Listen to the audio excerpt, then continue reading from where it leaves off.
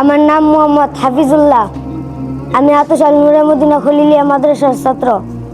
ইয়াস আইকেনের পক্ষ থেকে আমাকে এটা উপহার দিয়েছে। এটা পেয়ে আমি অনেক খুশি। আমার নাম মোহাম্মদ আব্দুর রহমান। আমি বাইতুল হাম কওমি মাদ্রাসায় পড়ি। আমি ইয়াস আইকেনের পক্ষ থেকে এটা পেয়ে খুব খুশি।